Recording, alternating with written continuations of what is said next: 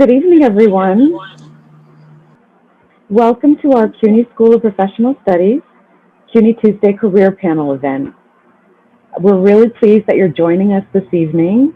We know that everyone has a very busy schedule, and we appreciate you taking the time to listen to our panel discussion.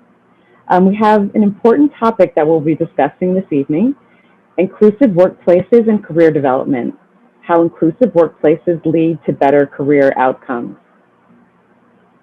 This event is brought to you by the Office of Alumni Relations and Career Services. And we're very happy to have a group of 4 panelists with us who were very happy to share their thoughts with you about this topic this evening. A couple of things I want to mention. I want to mention that we're going to have a Q&A at the end of our presentation. So first we'll have our panelists present, and then we'll have a Q&A at the end of the program. And we also will make sure that we send the recording to all of our participants so that you're able to have a copy of the recording and listen to it again at your leisure. Next slide. So my name is Kelsey Richardson. I'm a career advisor at the CUNY School of Professional Studies, and I'll be your moderator this evening. And we have, again, as I mentioned, some wonderful panelists for you. We're going to have our panelists introduce themselves and tell you a bit about their work and their background. Let's start with Lattina Brown. Lattina. Hello, everyone. I hope that everyone is doing well. It's a pleasure to be here. My name is Lattina Brown, and I received my bachelor's in business in 2018. It's an honor to be part of this panel discussion. I work for currently the City Council. I serve at the pleasure of the Speaker, Corey Johnson, and I currently work in the Department of Office of General Counsel as a records specialist. I'm currently running for City Council District 17 in the Bronx, in the Hunts Point and Longwood area. I am a mom, a community advocate, and a tenant leader, and the voice of the people. Once again, it's an honor to be here. Thank you, Lattina. Pleasure. Thank you. Next slide. Next, we have Stephen Dupré. Stephen? Hello, everyone. Thank you so much for joining. It is an honor to be here with my fellow graduates from CUNY SPS. I am really excited to share a little bit about my background. I graduated in 2014 with a BA in Communication and Media. I really enjoyed all of my time at CUNY SPS. It was a fantastic experience.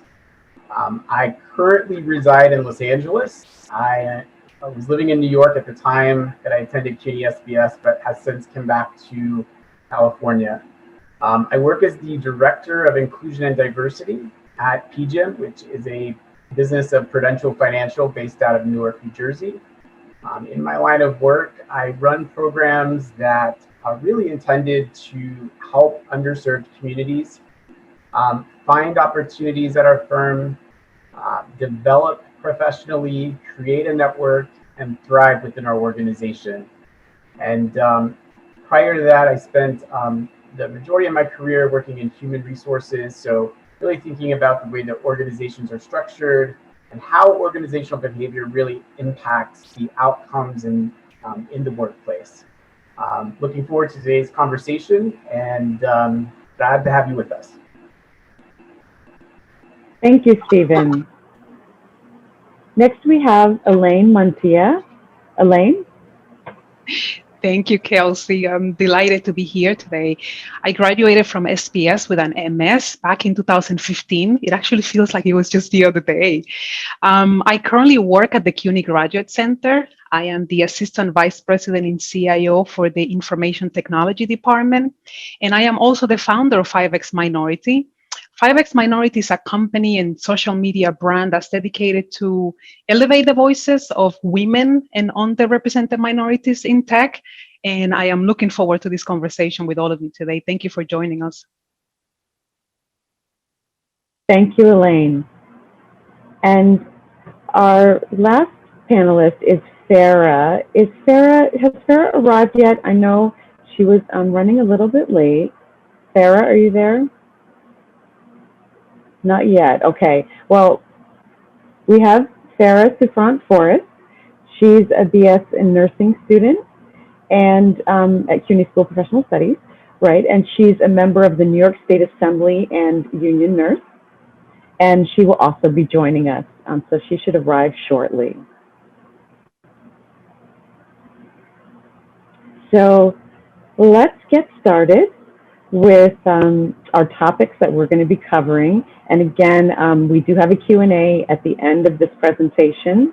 Another thing I want to mention is regarding questions for all of our participants. Any questions that you have, please feel free to send your questions in the chat field. You can send your questions to our co-hosts. Our co-hosts are Nydia Cordova, she's Alumni Relations Specialist, and we also have Shannon Gallo, Career Services Manager. So please feel free to send your questions. So let's start off by talking about well-being, which is a really important topic in every way. But let's talk about how do inclusive workplaces affect an employee's well-being? And Stephen, can you start us off by sharing your thoughts on that? Absolutely, and happy to do so. For me personally, being in an environment that is inclusive really creates a space where I can show up each and every day as my authentic self, and I can lead each day with a different dimension of who I am as an individual. What that allows me to do is to create commonalities with my colleagues, find ways to relate to one another, and by not hiding any piece of who I am, of my identity, I feel very empowered and more effective in the workplace. I recently read an article in the Wall Street Journal that employees who are not out in the workplace are less effective, are oftentimes passed over for promotions. And that article couldn't have rang more true for me, because I really do think that being in a space where everyone has a place at the table is so important, and it really does create an environment where employees want to give more, and the productivity, the collaboration, all of that really does start to etch up the more you can create an inclusive environment for employees. Great, thank you, Stephen. Lattina, do you have any thoughts you'd like to add to that? Definitely. To add to what Stephen just said, I think it's just important to be yourself. And I also think it's important for management to also connect with their employees. Weekly check-ins is so important. Weekly lunches, that's something that, we currently do at the city council. That's something that I initiated. I think that every Friday we should have, a morning check-in, a lunch date. It can be bi-weekly. Having one-on-ones with employees. And most of all, I encourage that more and more women start to be a voice in the workplace, because I feel that more minority women are being overlooked, and we work just as hard and we want the same opportunities. And, we want our employers to acknowledge us. So you want to be comfortable, and you also have to think about self-care. Self-care is so important. If you're overwhelmed, stressed, you don't want to bring that to the workplace, because that can, that can hurt us. And, we just want to create a very positive work environment. And that also includes building a partnership with your colleagues. Absolutely, thank you. Okay, so let's actually have another question. What are some of the biggest challenges or barriers to creating a diverse workforce today? Let's start off with Elaine. Can you give us your thoughts on that? Yes, thank you, Kelsey. And this is a topic that I am extremely passionate about. So I'll share a few items. I'm sure my colleagues will have more to add. One of the things I want to share is that I believe that we need to make sure that change comes all the way from the top. And at times, what I notice is that we are expecting our managers and our employees to do the work that the CEO or the head of the department or the head of the company needs to do. And so it needs to start from the top. But I can tell you that one of the main barriers that I see is what's called unconscious bias. And because, we have so many years of conditioned thinking, and this is thinking that comes from our families, from our teachers, from our friends, and they are all well intentioned, but it gets to a point where we need to start questioning your thinking. And so sometimes we're not aware of the changes that we are making. Another big aspect for me is the hiring process. I don't know if recently you've looked at a job description, but the more I look, the more that it looks like a wish list. And that is keeping a lot of women and minorities out of the workplace. I think managers need to be really mindful about what are the skills that you really need instead of having a list that is 2 or 3 pages long. And then the hiring process, I think that we need to have a fair system for interviewing our candidates and make sure that we all get asked the same questions. And on top of that, I know that a lot of candidates are disadvantaged because of their names. I don't know if something that I mentioned, I don't know if you ever watched this show, The Voice, but I think we need blind auditions where the names are actually removed from the job descriptions. And something more recently that I noticed is not only the name, but sometimes we're being discriminated because of the year where we graduated from college. Can you imagine that? And so I think if we focus on some of those points on top of, making sure that we have mentors and sponsors after the employees are hired. I think a lot of companies are focusing a lot on diversity and inclusion at the beginning. A website is created, we're following the numbers, but then we forget about the employees after they're hired. And we need to make sure that we make them feel like they have a voice. And part of that process is additional work that's needed. Absolutely. Thank you, Elaine. And this question, it would be great to hear from all of our panelists. So Phara has joined us. And so why don't we go with Phara next? Let me just repeat the question. What are some of the biggest challenges or barriers to creating a diverse workforce today? Phara, can you give us your thoughts? As a nurse, it's very difficult to hit the ground running when you're faced with not only the barrier of inexperience tossed at you, but then also even the type of experience affects the type of nursing that you're then qualified for. One of the things that really frustrates me, even to this day, after 3 years of nursing, working in ambulatory, working in peds, working in maternal health, working inpatient, is being able then to translate that to now a new job opportunity. While a nurse is not a nurse, like it's not everything is transferable, but as far as basic nursing, that is the same across the boards. We're all held to the same standards. We're all held to the same level of care.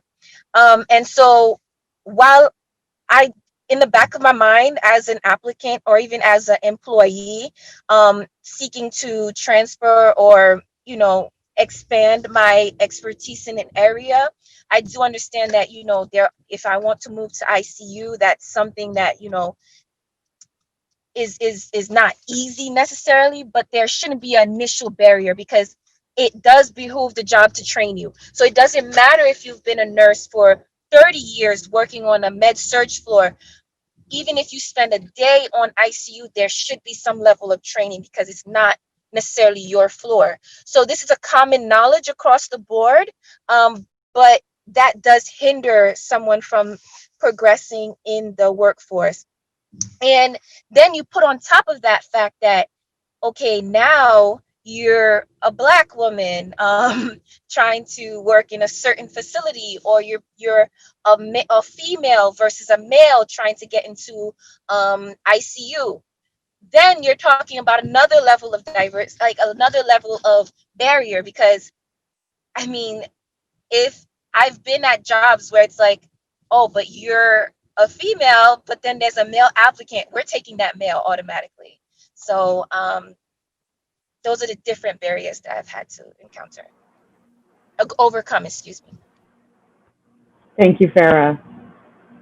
Lattina, can you also give us your thoughts? That's a very good call out, because that's something that we're currently addressing at the city council. A lot of the Black and brown women are underpaid. So you can come in with the same amount of education as the opposite person who, is applying for the same role that you're applying for, and they're making six figures and you're making half the amount. So that's something that, we're currently, addressing. And me being a Black woman, I'm coming in with, a master's, and I'm working in the same position. We're doing the same amount of work. What makes this person more entitled to get, more money than, myself, when, I'm also, I have the experience, I have the education, and I think that more and more workplaces, our employers, need to pay close attention to, the Black and brown females, because I feel like we're so like underrepresented, and we're like, thrown to the side, we're cast to the side, whereas, men are getting paid, Black and brown men are getting paid the money, but Black and brown women, we're just like, we're tossed to the side. So that's something that, we need to call attention to. And I also, to follow up to what Elaine mentioned, as far as, employers looking at the year that you graduated from, college, I think in general, they need to screen applicants, but remove the Ivy League schools from, the hiring process. I don't think that should be like, why is that important? Like, why is it important for employers to, select a person with an Ivy League education over a candidate with a degree from CUNY school? Like, I think the experience and the work, it matters. That's the only thing that should matter, not where you got your degree from. So that's, I think the screening process could be a little different, because you're going to lose out on some really good candidates, some really good workers who can, help contribute in some kind of way. So that's just my take on it. This is what I've, observed. Great, thank you. My pleasure. Stephen, can you add your thoughts? Oh, Absolutely. one. Well, I think that everyone raises a really great point about the barriers that women face in the workforce, and really, it is incumbent upon men to fight and be advocates for women in their work groups, in their businesses, in their places of employment, and to just to remember, perhaps your mom or your sister or someone in your family is passed over for a promotion, did not receive equitable pay, what that may have done to that family. I remember growing up, my mother sacrificed so much to advance her career, and it was never enough. She was always underpaid, undervalued, and overworked. So that memory is really part of the reason I'm doing the work that I'm doing, is to make sure that no one's mother, sister, or daughter is, putting in the work, putting in the time, and still not seeing the results on the other side of that. The barriers across, whether you're a woman or a person of color, an individual with a disability, I think that the first thing that leaders at companies have to do is take the time to understand those barriers, create a vision to remove those barriers, and then mandate that from the top down and enforce it whenever necessary.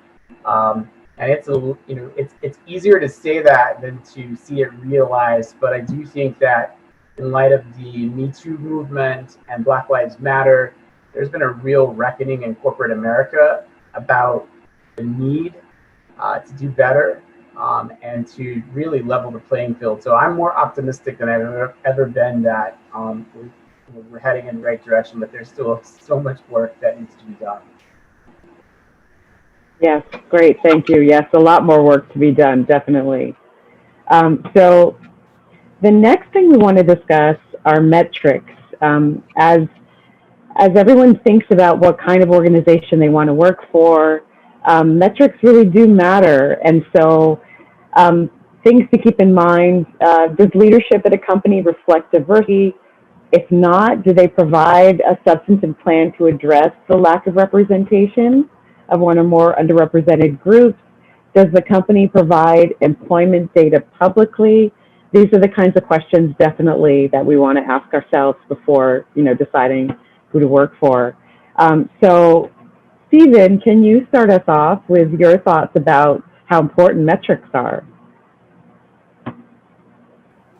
Yeah, I think metrics are really one of the key decision making agents in many.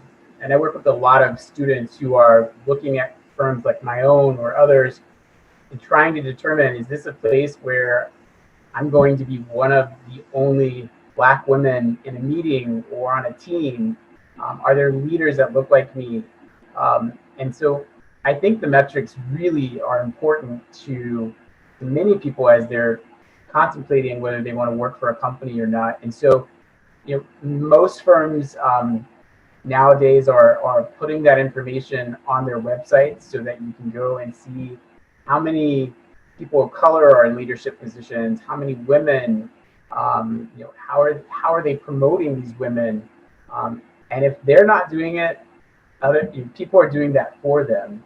So you can either opt to do it yourself, or you can be shamed into having that information put into publication without your having really any control over that message and narrative.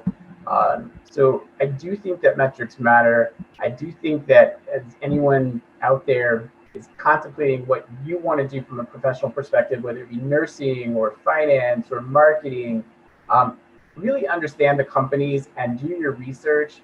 If it's not available on a company's website, research news articles. You'll likely find information about that. And if you can't find it in news articles, go to social media, find people that work at the company. CUNY is a big system. There are a lot of us working in a lot of different industries across the entire US. I find that CUNY alums are always open to help and provide insights to other CUNY students or alums. So use the CUNY network, find out what you can by going to LinkedIn, asking questions, setting up coffee chats. And if all else fails, ask those questions in an interview. Great, thank you, Stephen. Elaine, can you add your thoughts? Yes, thank you. And actually, Kelsey, I wanted to go back to the previous question. There was a comment that I wanted to add. And, Sure. I've done a lot of research online and something to confirm what Lattina was saying earlier. There is so much research that shows that when you have two resumes side by side and one has a female name and one has a male name, because of unconscious bias, we tend to go with the male name. And so I think mindfulness is going to play a big part moving forward into making a change and actually teaching, giving training, unconscious bias training to everyone, especially hiring managers so that they are more aware of what's happening. And going back to what Stephen was saying, you've heard so many people say that you cannot manage what you can measure. And I agree that it needs to come from the top. But more importantly, I think that as a candidate, you have more power than you think. Don't go into an interview thinking that it is only one way. That is the perfect opportunity for you to go to their website, for you to read what's their statement about diversity and inclusion, and also go and look at the leadership team and look at their pictures. I think that companies can no longer afford not to represent the people that they serve or the employees that they have. And so a red flag for me would be looking at the pictures and looking that everyone looks exactly the same way. So I think it starts at the top. Diversity will start there. And if you look at the pictures there, then you will know if that's the company that's right for you, and ask that question during the interview and see what they tell you. And the decision in the end is it's going to be yours. Thank you. Absolutely. So that leads us to, let's speak a little bit more about company values, because obviously, you know, the company values are related to metrics and just related to how just the entire company atmosphere and the culture. So do the company's values align with your own? What does the company website tell you? What are others saying about the company? All of this is really important to consider. And can we start with Lattina? Can you give us your thoughts on company values? I mean, I think company values is extremely important, but I also think it's important for the candidates to do thorough research on the company before you apply for a position. What I normally do is that I connect with the HR team and the supervisors on LinkedIn. I ask questions. I'm curious, and I like feedback. I go and do research on their websites. And before I go into an interview, I make sure that I'm well prepared to give them a 360 interview. You can interview me, but I also want to interview you. I want to know about you. And of course, I'm going to walk in there with my notes, because you got to always have questions. You got to be ready. You got to be prepared. And to what Elaine mentioned previously, I think that it's important to, assess and look at the team that's interviewing you to see if they fit, the environment that you're looking for. So LinkedIn, I also use Glassdoor review. I don't know if you heard of Glassdoor's review. I mean, everybody from like different industries, from retail to corporate to city employees, they leave a lot of feedback about, employers, the environment, work quality, work quantity, if there's a lack of diversity, and with this employer, you're going to see all of that feedback. And it's up to the candidate to make sure you do the thorough research before you step into something where you're going to feel uncomfortable. Absolutely. Thank you. Phara, can you give us your thoughts on company values and how important they are?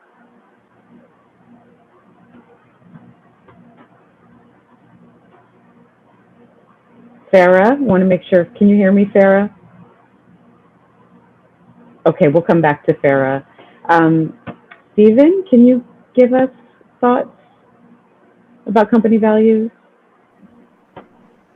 I think for me personally, company values is one of the most important things that I would measure. Is a company doing good in the community where it does business? Are they giving back to that community?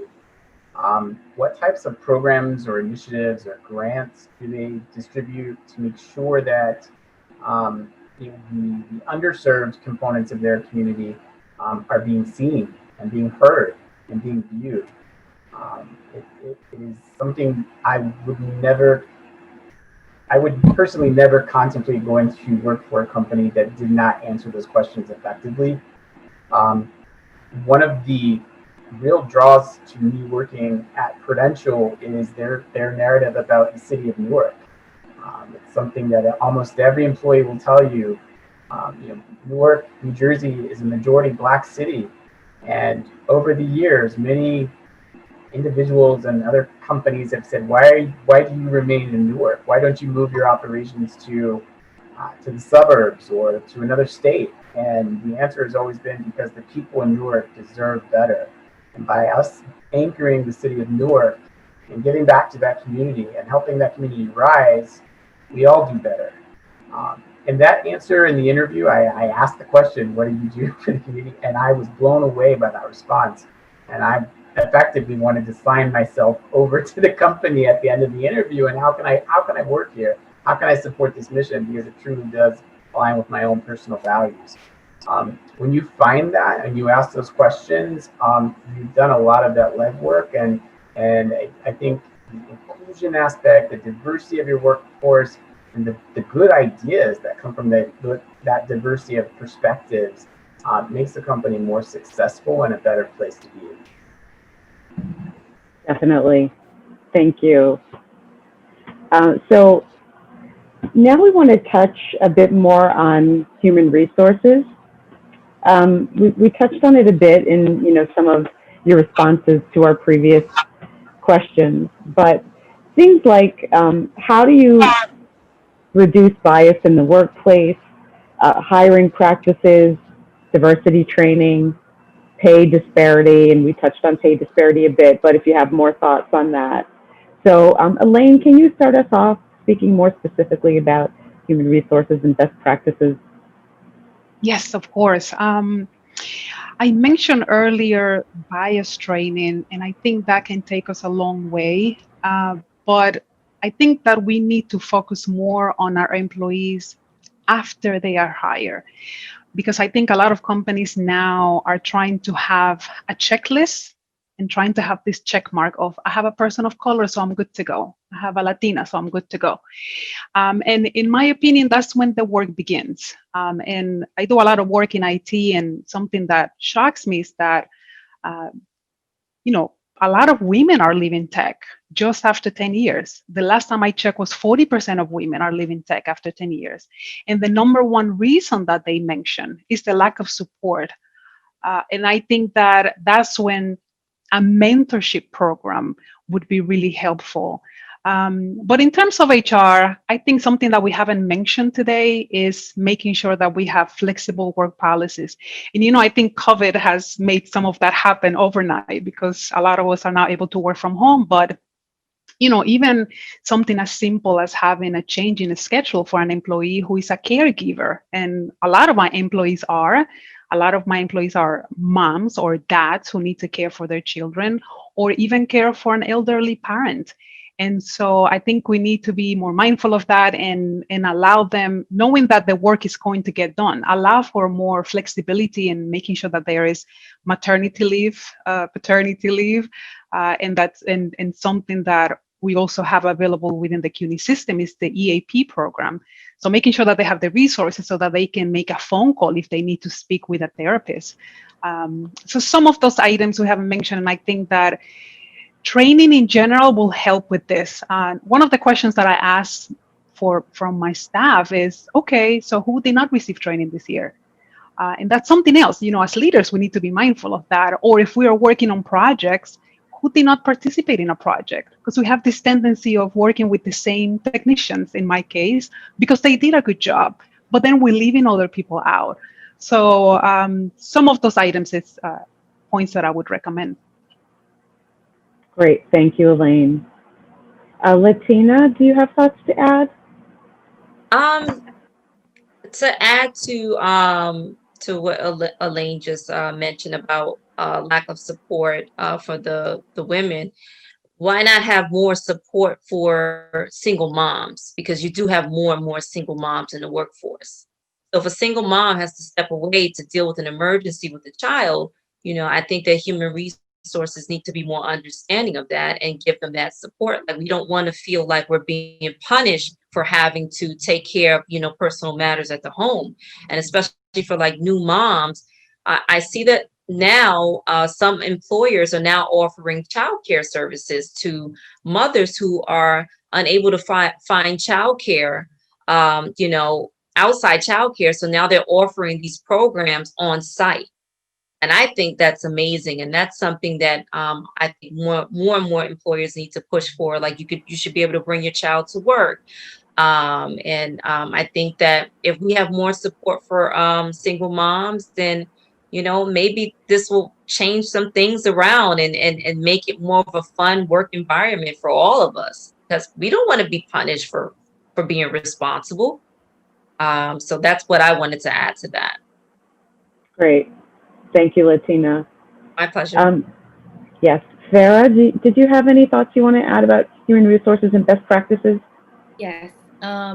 So one thing during my interviews with facilities is that I would request to take a tour right? To check out what the scene looks like. And if I go, while I'm looking for things such as, you know, okay, I know when you look at HR policies, there'll be like a message about workplace safety, but then I'm actually looking are workplace safety measures in place? You know, what is the space that the nurse is working in? I pay attention to, if I'm going into a nursing room, like they say, oh, this is the nursing room, I'm checking, is there actually a sink? Is there actually a sharps box? Because what I have noticed is that if you're telling me this is your room to give vaccines, then it has to have the proper measures for me to give the vaccine in. There has to be a sink in there. According to the law, there has to be a sink and there has to be a sharp spot. And so it's beyond that. Being in the workplace and now reviewing the handbook, you can't tell me you're a mother-friendly place or you're a pregnancy-friendly place if your policies don't even cover maternal leave, beyond just saying, oh, we have a maternal leave idea. Like, no, line it out in the handbook. Let everybody know that this is your policy. This is your child care leave. And you'll be surprised how many places I've actually worked for. It's like, so you're telling me to refer, oh, the handbook refers me to some other book that's non-existent. And so that really scares me. So just as that, you know, that initial 90 days that they're evaluating you, I'm evaluating the place, is especially in nursing when you have a license that you are responsible for and you have a standard of care that you're supposed to give. It's super important that the facility is not only accommodating but understanding, cognizant, and working towards that same nursing goal, and any other, you know, disciplines that might be in the facility.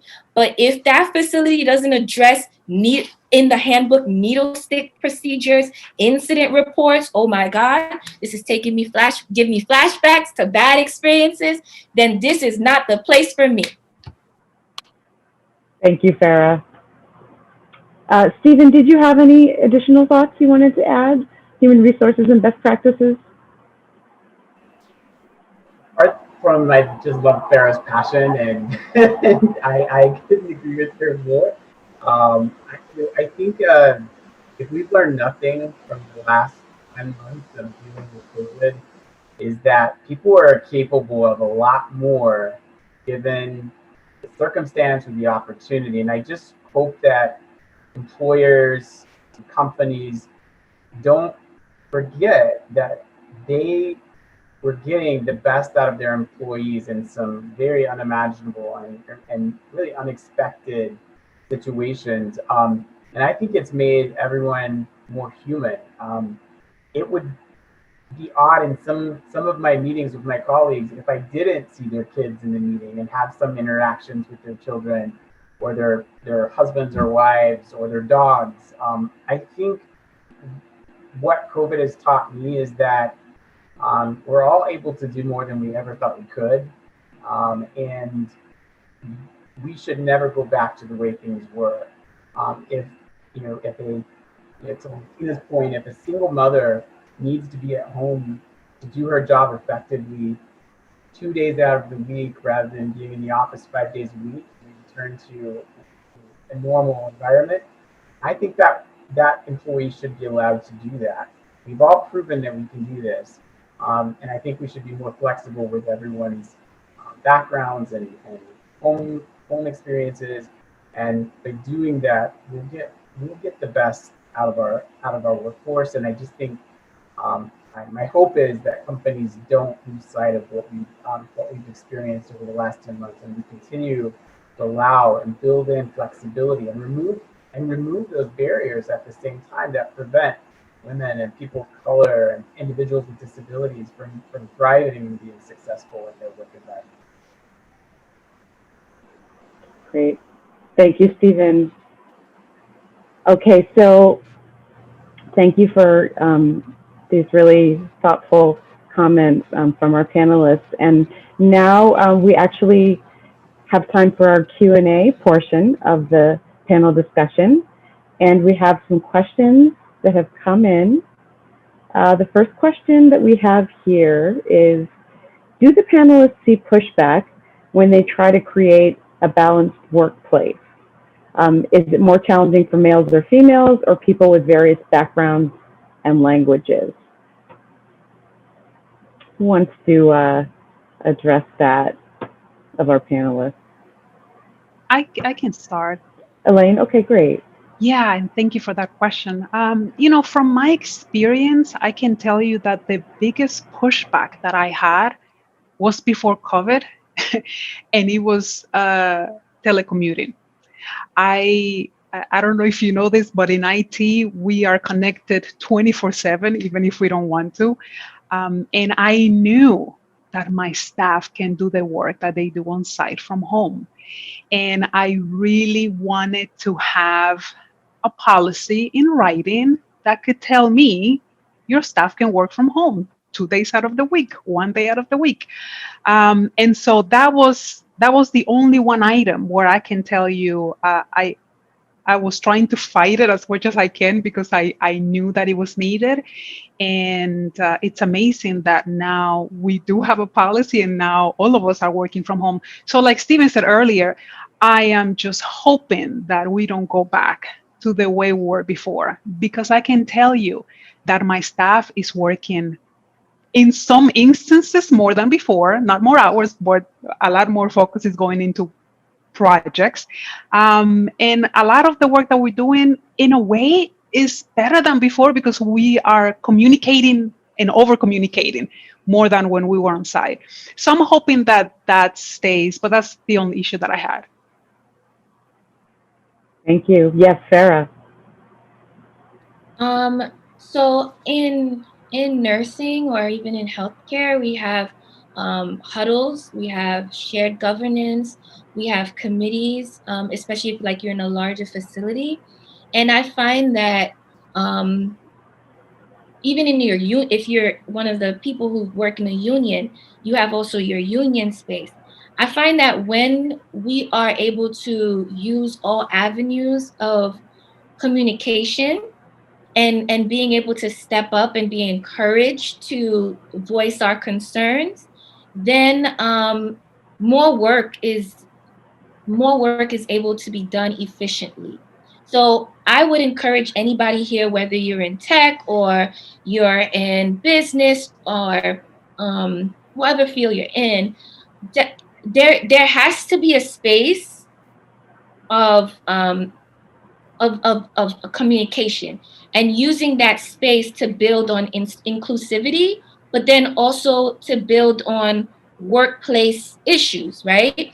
So if your weekly meeting, right, doesn't have a space to talk about, or it doesn't include in its agenda reporting on, whatever incidents happened during the week or the month, then that's a place to actually bring that up in HR.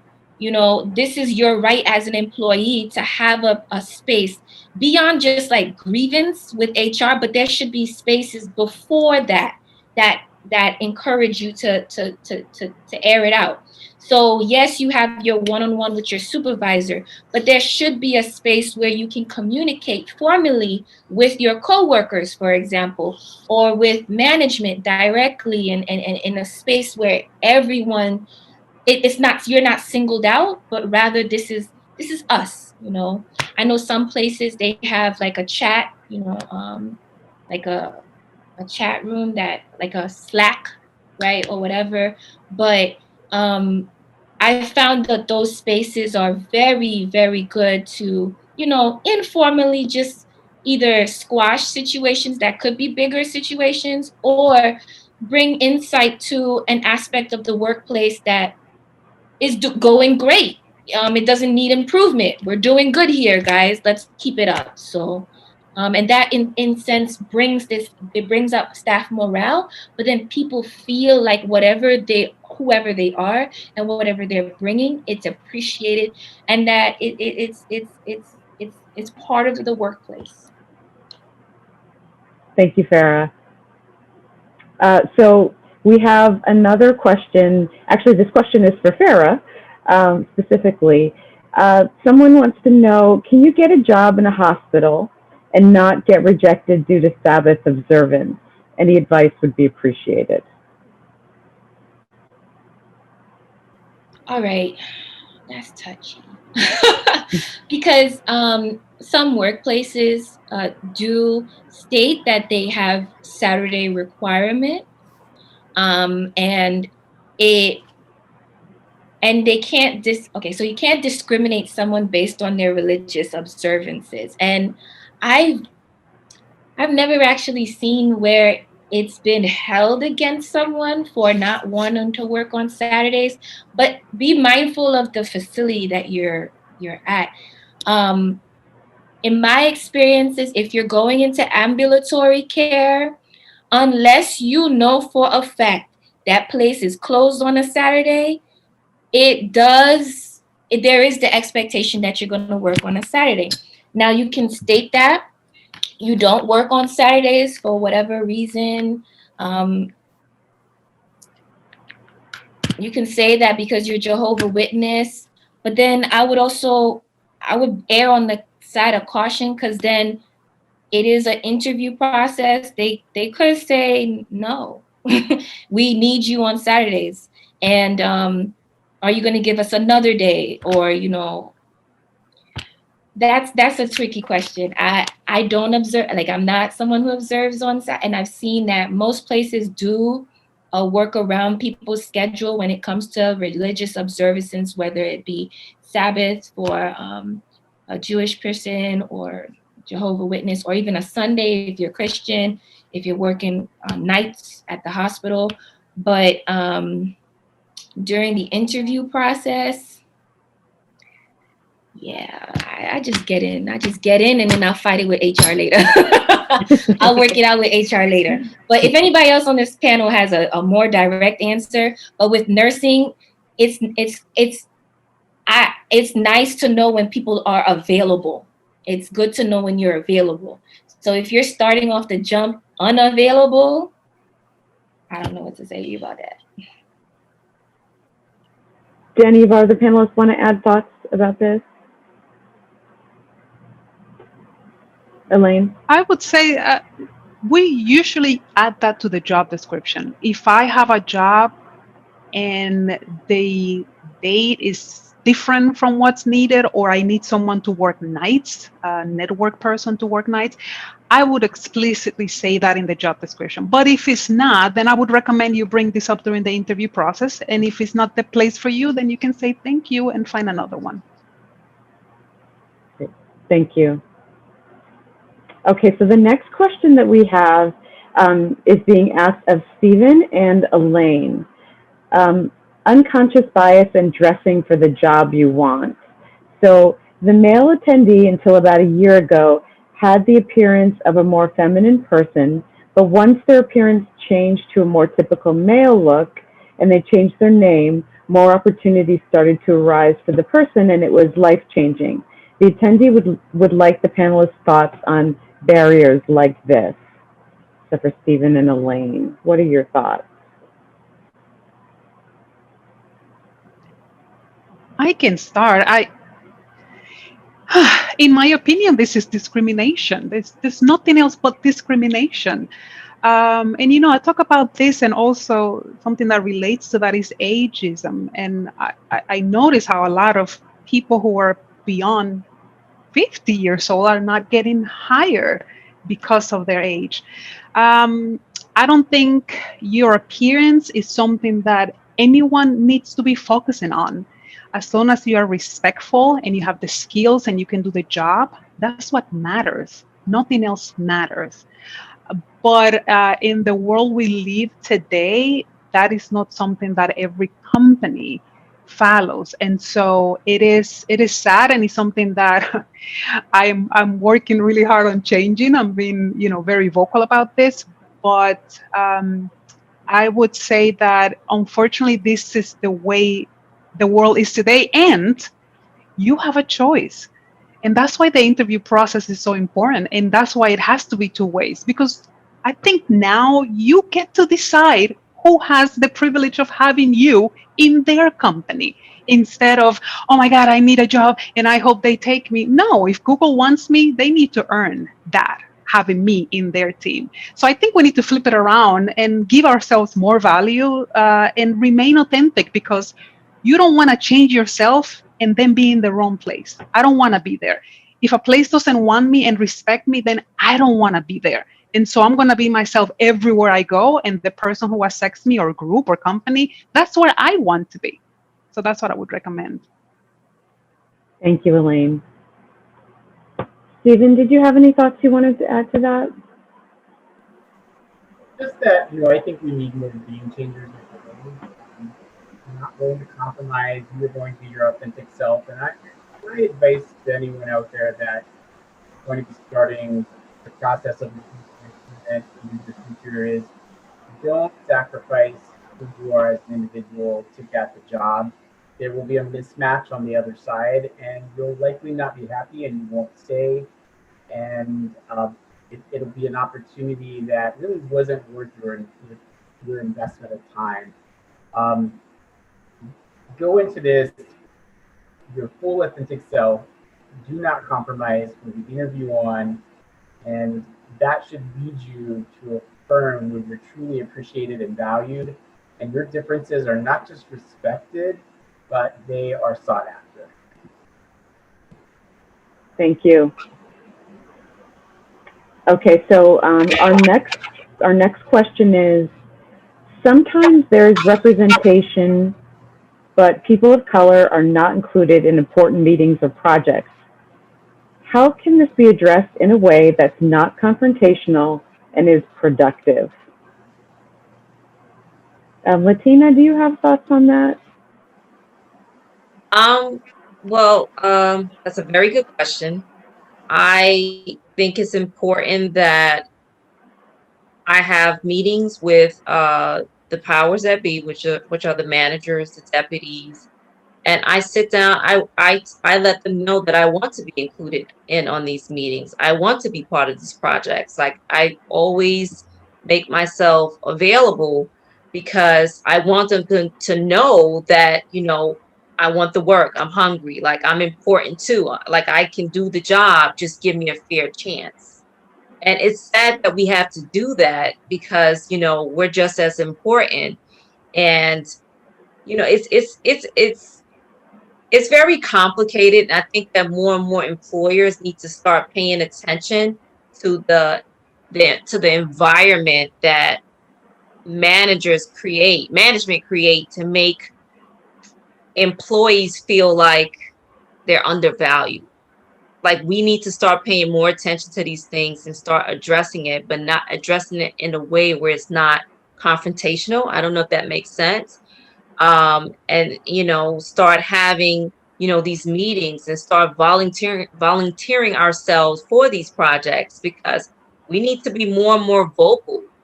Keeping your mouth closed and not speaking up is just giving them the indication that, okay, well, she doesn't care, he or she doesn't care, this doesn't bother this person, so we're going to continue this repeated pattern of behavior.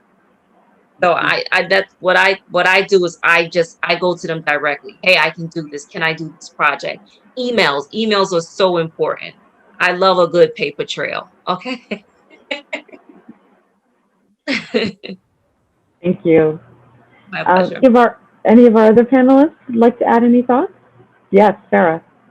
In particular, if you are in a field where you are in a trade, beyond just nursing, but a carpenter or whatever, you have access to continuing education.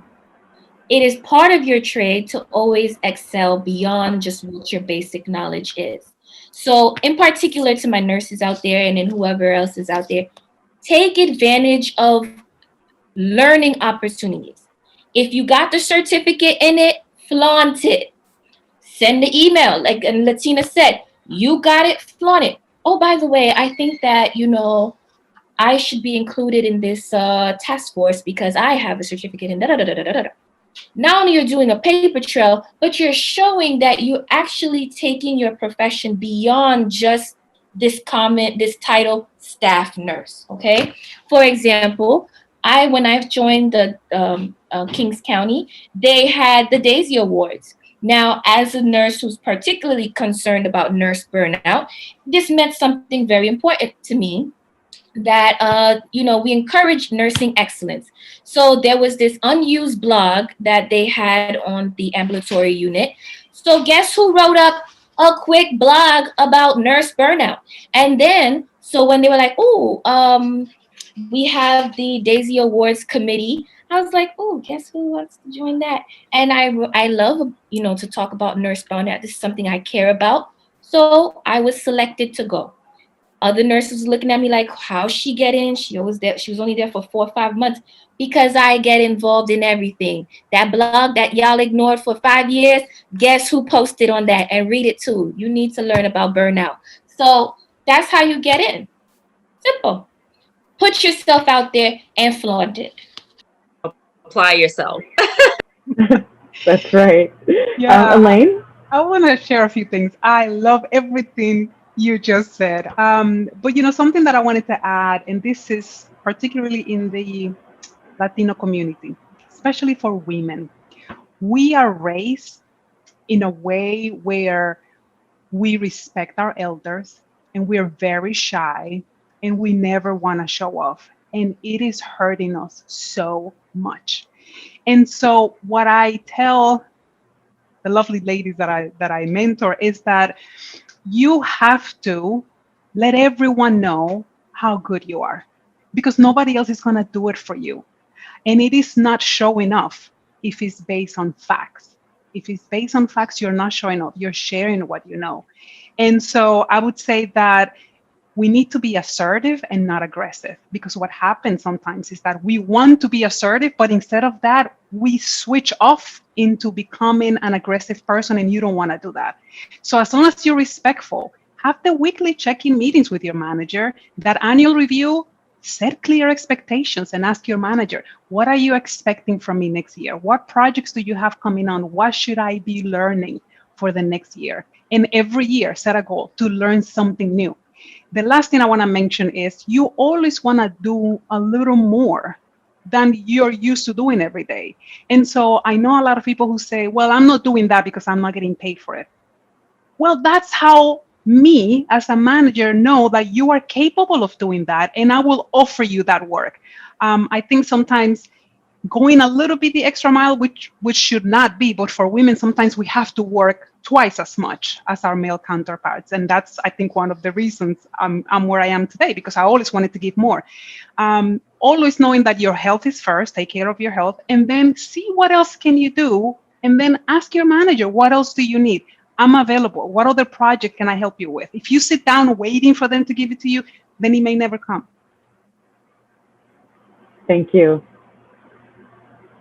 We have another question. This question is, what is more difficult with the inclusion process? To adapt the old ways of doing things to work with new people, or to adapt the new people into the new environment? Stephen, do you want to start us off with this?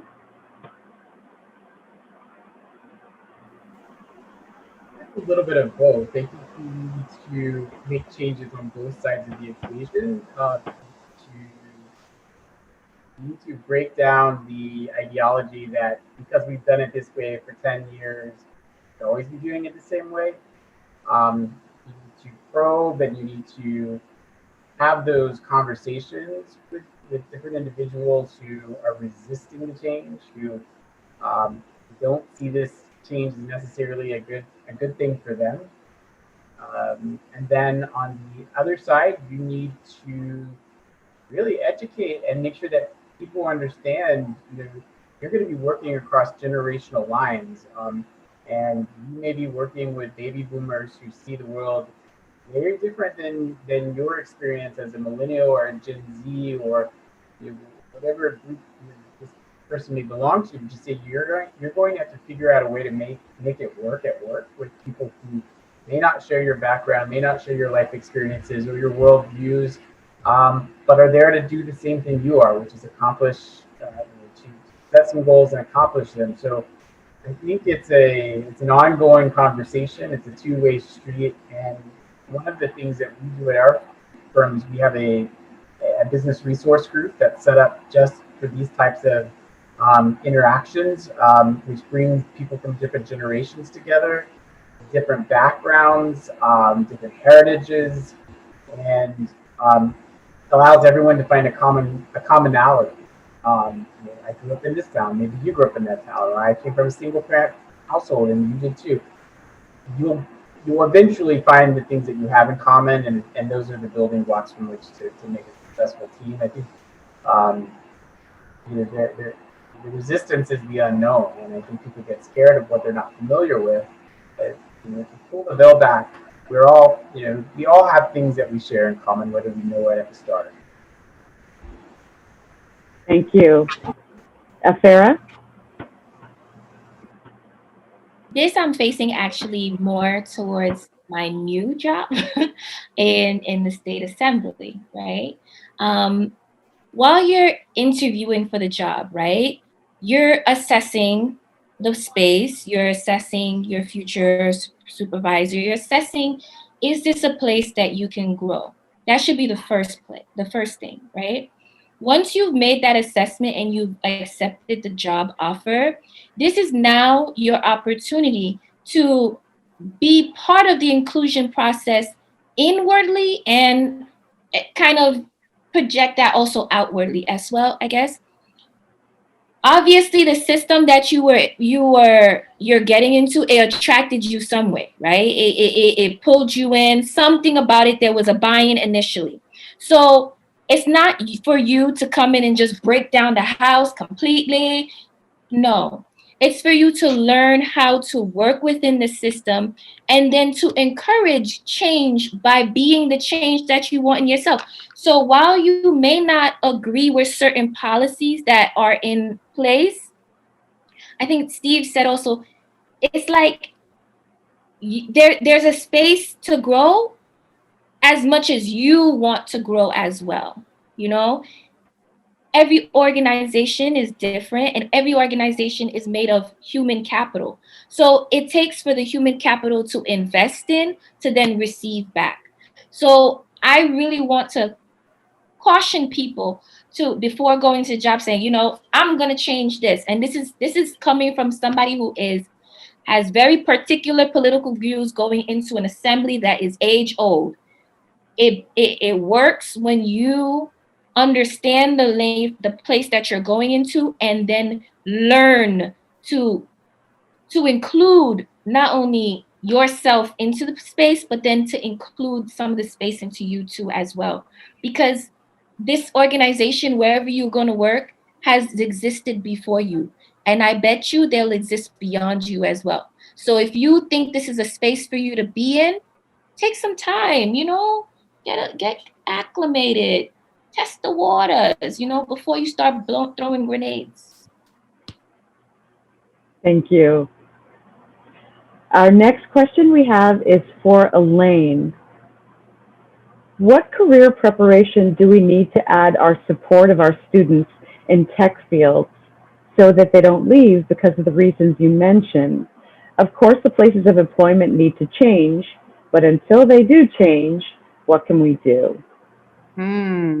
That is such a good question. Thank you. Whoever sent that in my way. It's funny. A misconception that people have is that as a CIO or somebody working in tech, my priority is the technology. It is not. It is the people. If there is one training that I can recommend everyone to take, is emotional intelligence. If you are able to go into a room, like Phara was saying, and explore the room and look at the environment and try to see what everyone is doing, and then adjust yourself, right? You need to be flexible. So flexibility is key in all of this. Then it will take you far. because you're not fighting what already is. The second one that I would mention is project management. I think is a skill that is needed everywhere.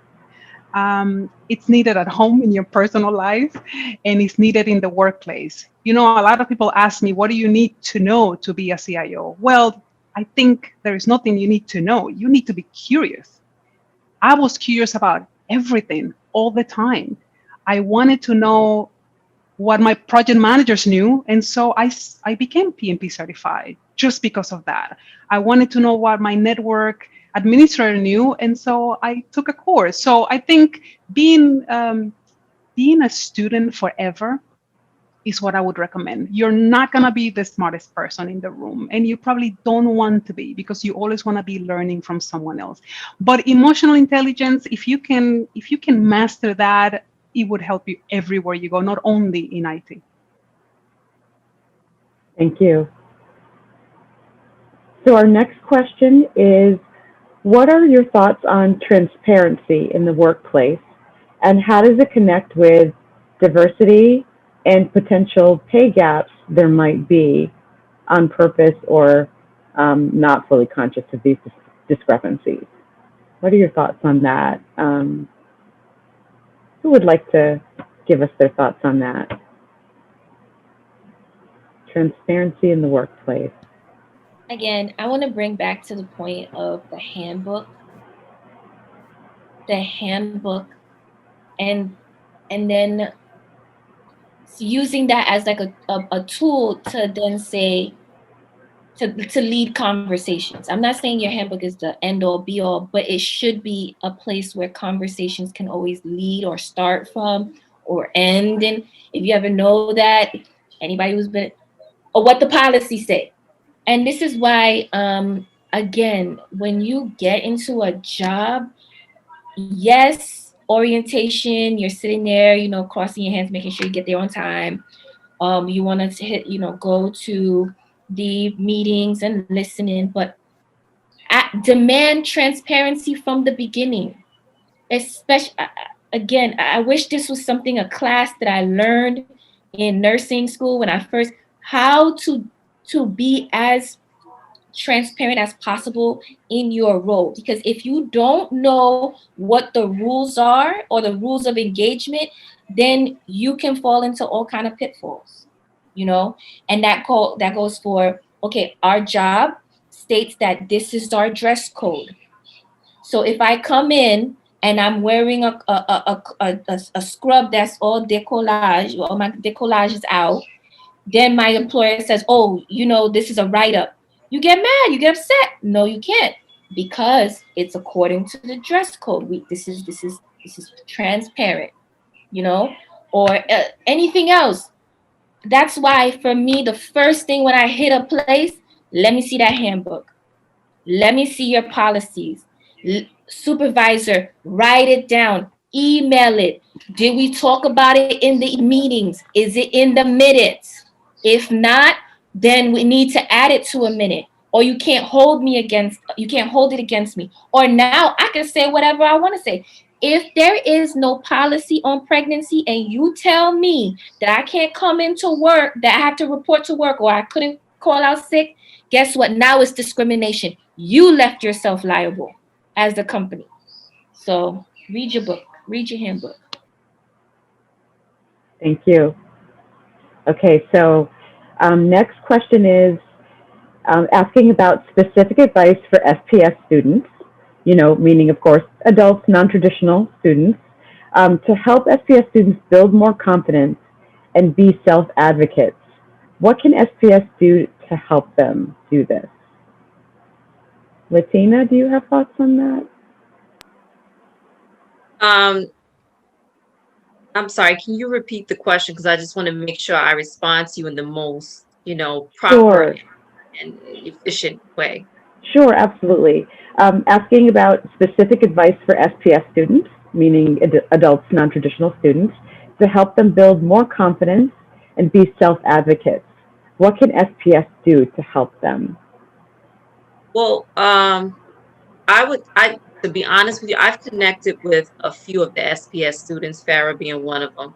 a few of the SPS students reached out to me. We're like, I think it's so important that we keep in touch with each other, build like a little club and give each other advice and support. I met another SPS student. She's also a city employee. She's a mom, a single mom. And you meet so many people. And, you know, I think it's all about, you know, uplifting one another, being supportive, giving each other advice. There's no right or wrong answer to this question. It's just more about building that unity, that you know, that I don't know, it's like we have like a little clique going on. So it's like I'm like being supportive of other moms. So I don't think that we should, you know, connect with each other only during class. I think that that connection should still continue to happen after we graduate. Like I don't want to lose that connection with, you know, my classmates. And advocating, yes, I'll be your voice. I'll be your voice and advocate for you or with you. It's just right now it's about unity. And with everything that's going on now, you need a friend. We all need a friend. You need someone that you can talk to, someone who can be your, you know, be your ear, be your voice. I think that's important because mental health plays a role in all of this. So my advice to CUNY SPS students, always have a friend, connect with your classmates, connect with students who have left the school. As a matter of fact, you can connect with me. I'll be your friend. Thank you, Lattina. And Phara, do you want to add to that? Yes. Oh my God. I have to shout out the nursing department. Dr. Riley, I know you on this call. Hello. Okay. I've been on the learner not once but twice because I left SUNY Geneseo, so I was at City Tech and then I was at SPS. And I'm still a student now. I am hoping that I'm going to graduate this semester. I have to make it through this semester. But the reason why I have gotten so far is because closed mouths don't get fed. If you are an adult learner and you in a program, it is very clear from looking out in the classroom, whether it be online or in person, that you are the adult learner. You're working, you got kids, you got a husband, you got a wife, you got bills to pay. So that's very clear. So if you don't reach out and say, I need the help, then it's very hard for people to reach out to you. Because then that'd be discrimination if they just assume that you was struggling in life. Okay. So if you need the help, go and talk to your professor. Talk to the Office of Disability. Talk to the Office of Veterans. Whatever you need to. Talk to your advisor. I have reached out to everybody I can on SPS, and this is why I can, both inside my department and outside my department, that's why I can be state assembly elect, working, and a wife, and a student, and still manage to have time to sit on this call right now. And that's because I get the support that I need. Okay? Please, please, please understand, whether it's at the school or even in your workplace, if you do not reach out, send that email, have that conversation with your professor, your supervisor, your colleague, then it will never be dealt with. Never. The issue will never be dealt with. So again, Dr. Riley, shout out to you. Thank you. So another question we have is, why are we accepting to be undervalued? What can we do to flip that toxic behavior? Stephen, do you have thoughts on this that you want to share with us? I wish I had some really sage advice as to how to do that. I think I fight with that inner voice every day of my life. So it's just managing it on a moment basis and trying to build up your confidence and know that you're good enough and know that you belong and that you're in your spot and that when you put in the work. That's I think the most important thing. I have to always remind myself to put in the work to get here. I constantly a lifelong learner. I'm curious about processes. I'm always trying to understand and figure out the mechanics of something or why people think things. And so, I have to always remind myself I put in the work, I deserve to be here. And as much as I deserve to be here, I'm going to look behind me and see who else deserves to be here. I'm going to hold the door open. Thank you. Lattina, did you have any thoughts to add to that question? About toxic behavior, I mean, Yeah. this is how I see it. You can turn a negative situation into a positive situation. I mean, there's no such thing as running away from it. You're going to have to face it, but there's a way to go about doing that. And that's to have, I know more and more employees are starting to unionize so that they can have their voices heard. That's a great way of addressing the problem head on, having meetings with management and human resources. But you have to also remember to, dress yourself accordingly. Having these meetings is important, weekly meetings. It's human resources responsibility.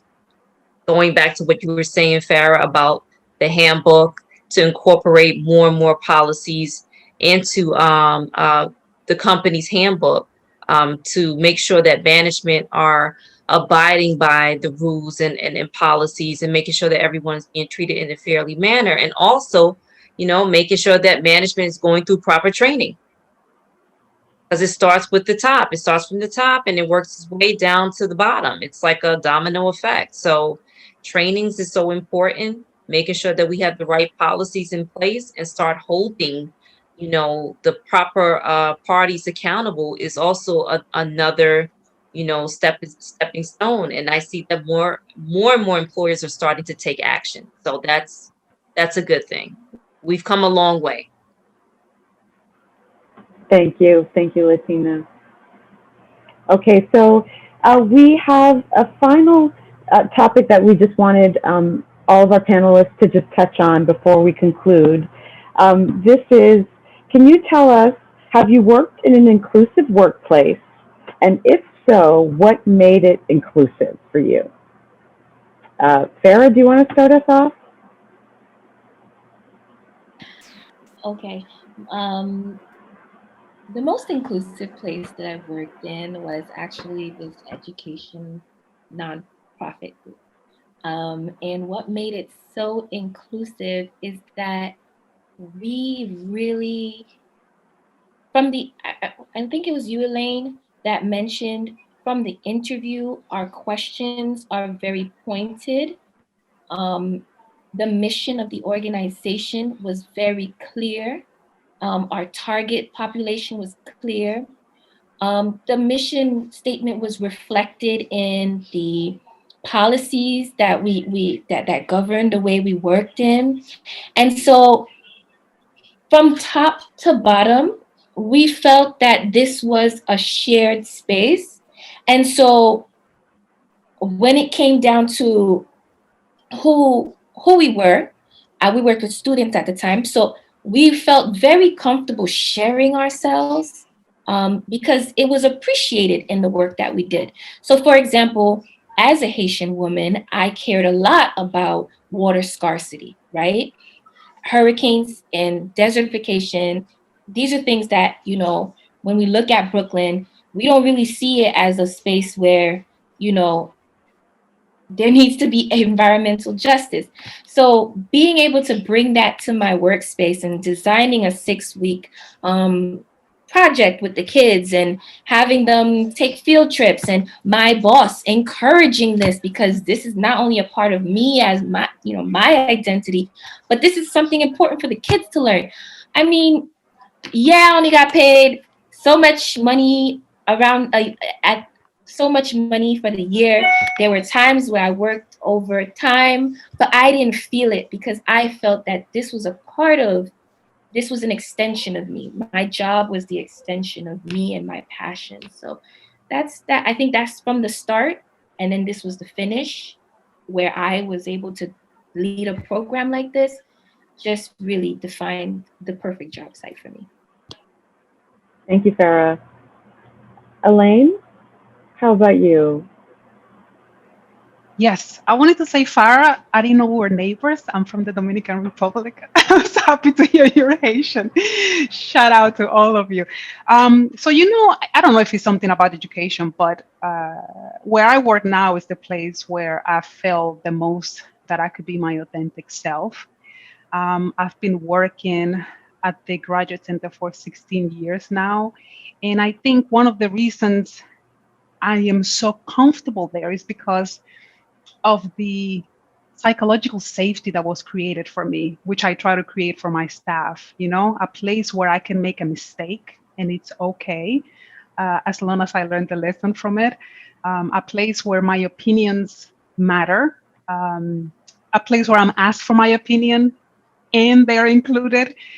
So I think it must be something about education, but I feel that my voice is heard.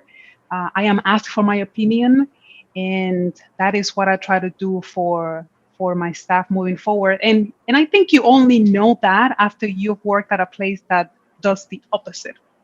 And I think a lot of us are able to see it because we've been in places where our ideas were stolen or our voices were never appreciated. And so I feel blessed that I work for a place where my opinions are asked, and they look for them actually. So I'm grateful for that. Thank you, Elaine. Stephen?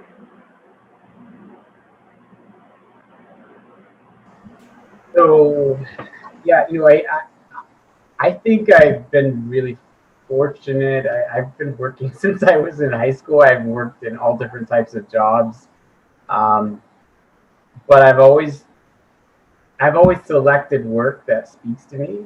Whether it was working in a music store in high school or working in the hotel industry when I was in my early 20s, to choosing a path in human resources and then in diversity and inclusion. Everything that I've done was intentional and it all was a reflection of who I am as a person. And so I always selected inclusive environments and environments where I get to be around people who are like me or unlike me. I get to learn from people of different backgrounds, different nationalities.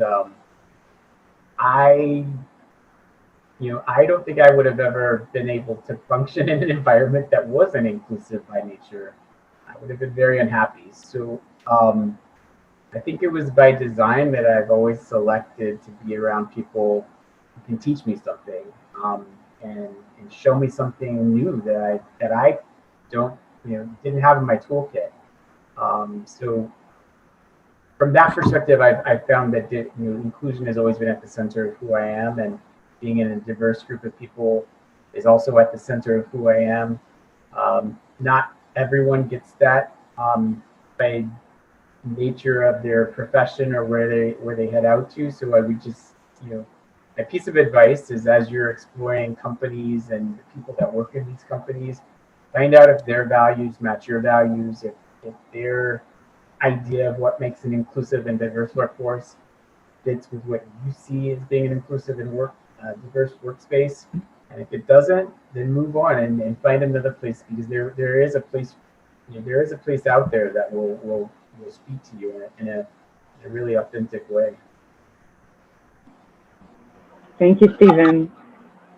And Lattina? Well, in all my years, I'm not going to give you the number because I don't want you to know my age. I have to admit that one of the best places that I ever worked for was at NRDC, which is the Natural Resources Defense Council. It was very diverse, and growing up in a Caribbean family, I grew up in a Jamaican Haitian background, and they were very accepting of me. And I mean, they felt like a second family to me, and I miss that. And I hope that, employers can do something similar to what this organization has done for many Black and Browns who currently work for NRDC. They give you so many opportunities. You're never overlooked. And I just wish that more and more employers can touch on, the same platforms that they push out there. You're never like, ousted. They care about the low income communities. They care about the issues that we deal with on a daily basis. And I hope that when I do get elected into city council, I would love to touch on it more and more and bring some of that platform into city council because we need it. I mean, it's a movement now. There's a Me Too movement. You have the Black Lives Matter movement. This is just so important because our children are watching everything. They're absorbing everything like a sponge. And as a mom, I want to be able to say that I was part of that change. And I want the same thing for my child, for our children. And this is just for me, that's important to me. So we, need to start acknowledging our immigrants because they play a huge role, a very huge role in the workforce. And we need to respect that. Thank you. Thank you, Lattina. Thank you to all of our panelists. We so appreciate you sharing your thoughts with us. This very important topic. I'm sure we could talk for hours more because there's so much to say about this. But again, thank you for sharing your thoughts. Very insightful, very helpful. Thank you. So I would like to thank everyone for joining us for this CUNY Tuesday panel discussion. And please celebrate CUNY Tuesday by contributing to a scholarship fund of your choice in support of CUNY SPS students, if you can. And donations not only support our students, which is critical, but it also makes panels and important conversations like this possible. Also, you can become a fundraising champion by creating your own page and help us spread the word about deserving scholars. So, whatever you can do, we so appreciate it. You can donate at sps.cuny.edu/CUNY Tuesday. And if you need more information, feel free to contact Nydia Cordova, our Alumni Relations Specialist. So again, thank you everyone for joining us today. Special thank you again to our panelists. And everyone have a great evening. Thank you. Thank you.